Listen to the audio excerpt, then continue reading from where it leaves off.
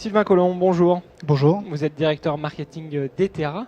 Pouvez-vous nous présenter cette société Etera? Oui, donc Etera est une start-up technologique.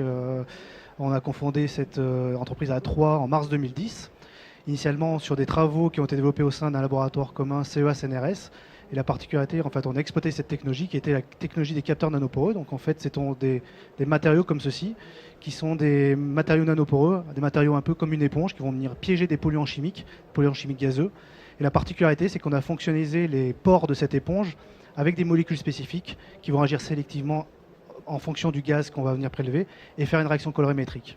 En fait, donc ces matériaux vont changer progressivement de couleur en fonction qu'ils vont venir se charger en polluants chimiques.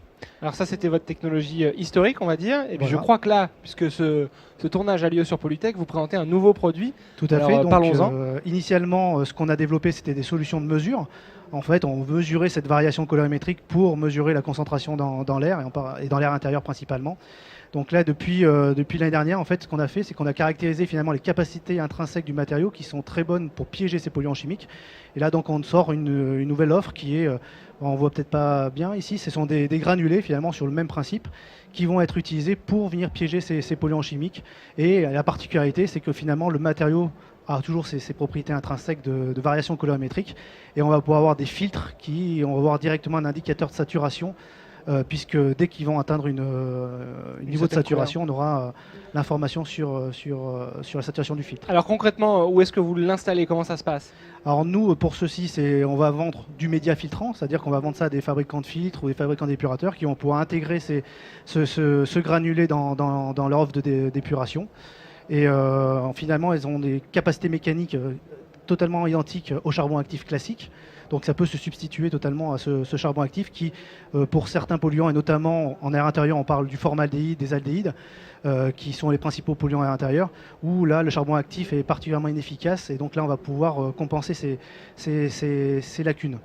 Vos clients, ils sont en France, ils sont à l'international? Alors là, c'est une offre qu'on est en train de lancer. Pour l'instant, on vend en France et on pense bien sûr à l'international, puisque principalement ce marché est notamment asiatique.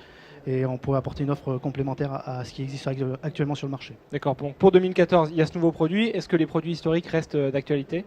Les autres produits sont totalement d'actualité. Aujourd'hui, on a lancé, on commercialise depuis maintenant 2 ans nos kits de diagnostic, notamment pour tous ceux qui veulent surveiller la qualité de l'intérieur dans les crèches, les écoles, les collectivités, etc. Et donc là, finalement, on vient compenser, je dirais, l'offre actuelle en allant plus loin dans cette démarche de qualité de l'air intérieur. On avait le diagnostic.